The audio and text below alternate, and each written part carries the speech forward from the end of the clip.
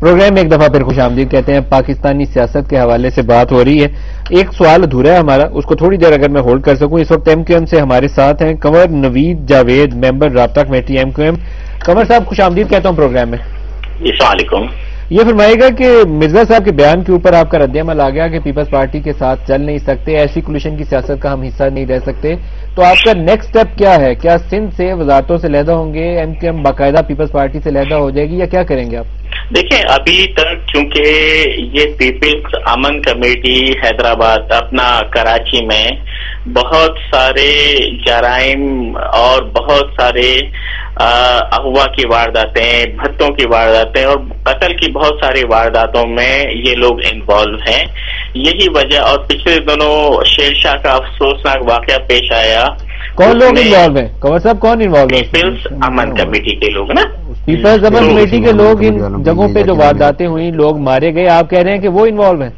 جی ہاں, پیپلز امن کمیٹی کے لوگ انوالو ہیں نا. تو یہی وجہ ہے کہ ایم کیو ایم نے پہلے بھی اس کا اظہار کیا, اور رحمان ملک صاحب جو وفاقی وزیر داخلہ ہیں. کنور صاحب تفصیل میں جائے بغیر یہاں معذرت کے ساتھ ایک پوزیشن وہ بھی ہے جو مرزا صاحب نے وہ بزنس کمیونٹی سے ایڈریس کرتے ہوئے لی تھی. انہوں نے کہا تھا کہ ٹارگٹ کلرز اور بھتہ خور جو آپ کہہ رہے ہیں کہ امن کمیٹی کے ہیں, انہوں نے آپ کی طرف اشارہ کیا تھا. ہم کس کی بات کریں؟ میں آپ کو کہ اس وقت جو وہاں پر جو سارا گفتگو ہوئی تھی وہ بھی بزنس کمیونٹی نے انہی جرائم کے حوالے سے بات کی تھی نا, اسی حوالے سے بات ہوئی تھی. رحمان ملک صاحب 9-0 پر آ کر کہہ کر جا چکے ہیں.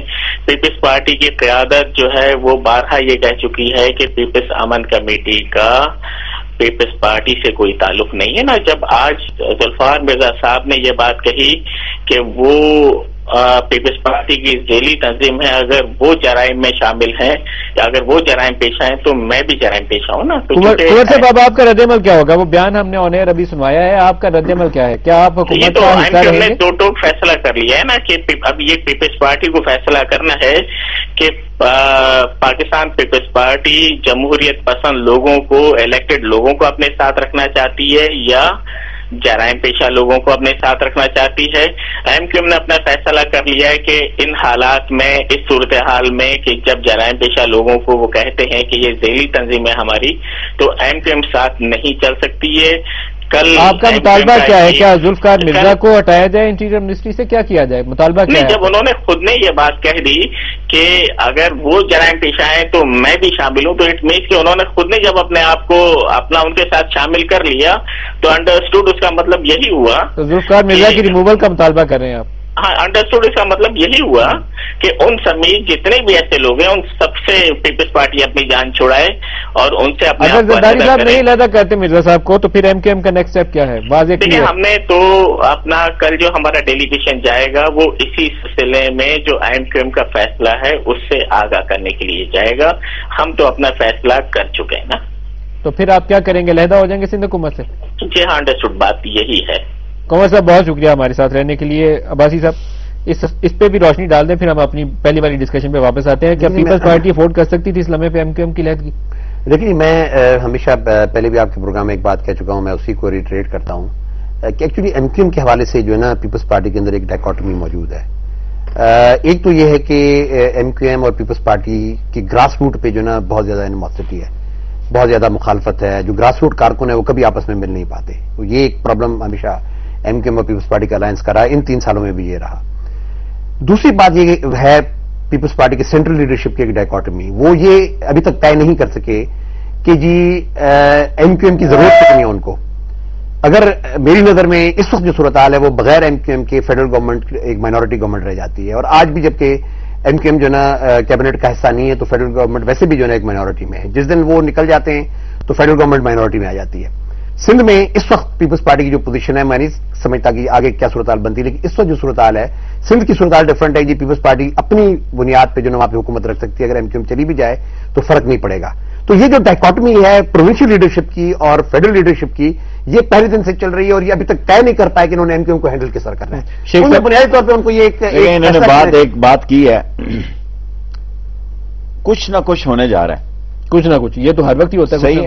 لیکن دیکھیں یہ سیریس موو اس لیے ہو سکتی ہے کہ پیپلز پارٹی سندھ میں اور ایم کیو ایم دونوں ایک ڈفرنٹ اپروچ کی اور گراؤنڈ ریالٹی میں ایک دوسرے کی مخالف دھڑے ہیں. اور اگر کچھ ہونے جا رہا ہے تو اس میں جو انٹیریئر منسٹر ہیں، پروونشل انٹیریئر منسٹر جو ہیں، ہوم منسٹر جو ہیں، وہ اپنے سندھی ووٹ بینک کو بھی اپنے ساتھ رکھنا چاہتے ہیں. یقیناً مرزا صاحب کے بیانات یہ سوچنا، یہ کہنا، یہ آپ کو پیپلز پارٹی کے کسی بندے کو لانا چاہیے کہ کیا مرزا صاحب کے بیان یہ ذرا تھوڑے سے، یہ وہ والے پیپلز پارٹی والے، وہ والے نہیں. اچھا ٹھیک. کوئی ترجمان، یہ بے نظیر بھٹو شہید والے ہیں، یہ آج زرداری والے نہیں ہیں. زرداری والے نہیں.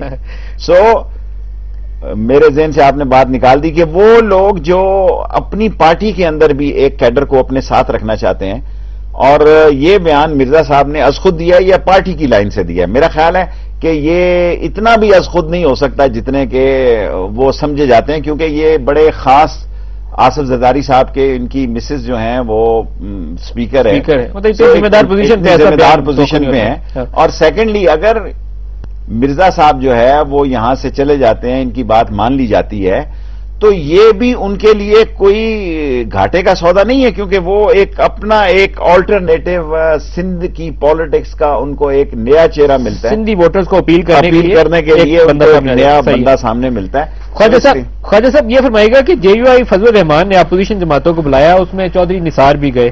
ابھی ایم کیو ایم سے تو ہم ذکر کر ہی رہے تھے کہ وہ محب وطن جرنیلوں کو وہ بھی دعوت دے رہے ہیں کہ ملک خطرے میں سامنے آئیے اور ملک کو بچائیے.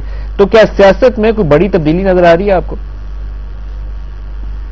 دیکھیں، اس کا ایک دم جواب دیا نہیں جا سکتا، کیونکہ آپ نے جرنیلوں کو ساتھ جوڑ دیا ہے، اور ابھی اب بات بھی اسی موضوع پہ کر رہے تھے.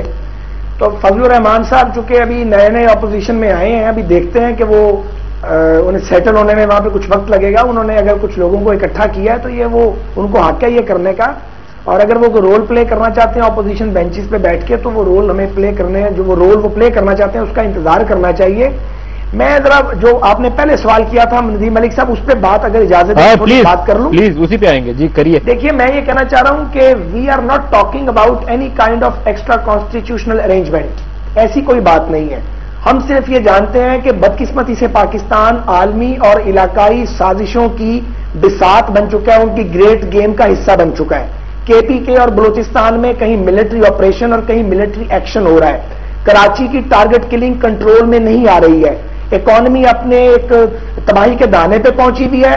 امن و امان کی صورتحال تباہ ہو چکی ہے. ہم یہ نہیں چاہتے کہ کوئی نیا فریم ورک یا کوئی ادارہ جاتی بندوبست کیا جائے. ہم یہ چاہتے ہیں کہ انتہا پسندی پر کنٹرول پانے کے لیے، امن و امان کی بیٹرمنٹ کے لیے، غیر ملکی مداخلت کا سامنا اور مقابلہ کرنے کے لیے، اور عام آدمی کو انصاف کی جلدی فراہمی کے جو حساس ترین ایشوز ہیں ان پر حکومت، پارلیمنٹ، عدلیہ اور فوج کے ساتھ قریبی تعلقات کار قائم کرے تاکہ ملک کو بحرانوں سے نکال سکیں مل کے. کوئی اکیلا یہ کام نہیں کر سکتا، اور اگر ڈائریکشن الگ الگ ہوگی تب بھی ہم یہ کام سر انجام نہیں دے سکیں گے. پارلیمنٹ کا لیڈ رول میں یہ کام نہیں کر پائی، اس کو ہم مان لیں کہ فیلئر ہے پارلیمنٹ کو. جو توقعات تھی ہماری کہ وہ لیڈ رول میں آئیں گے، پالیسی دیں گے، اس پروسیس کو سپروائز کریں گے، وہ نہیں ہو پایا پارلیمنٹ. ملک صاحب، میرا خیال یہ ہے کہ حکومت یعنی جو ایگزیکٹو ہے اس نے پارلیمنٹ کے کام کے راستے میں اسی طرح روڑے اٹکائے ہیں جیسے پرویز مشرف جو تھے وہ پارلیمنٹ کو فعال نہیں دیکھنا چاہتے تھے. یہی وجہ ہے کہ پارلیمنٹ ایک فیصلہ کرتی ہے جس میں خود پیپلز پارٹی بھی شامل ہوتی ہے بسا اوقات، مگر انتظامیہ حکومت ایگزیکٹو اس پر عمل درآمد نہ کرتی ہے، نہ کروا پاتی ہے. تو اس سے محسوس ہوتا ہے کہ پاکستان کی موجودہ جو کمزور مرکزی حکومت ہے یا تو اہلیت سے آ رہی ہے، یا ان کی پولیٹیکل ول نہیں ہے، یا پھر ان کی کچھ اور سوچ اور کوئی ڈفرنٹ ایجنڈا ہے جو شاید ہم دیکھ نہیں پا رہے. ایک شارٹ بریک لے لیں، بریک کے بعد حاضر ہوتے ہیں. تو اسلام آباد میں بھی یہ بات کریں گے کہ ہمارے پاس اب فیوچر آپشن ہیں کیا. ایک شارٹ بریک لے لیں.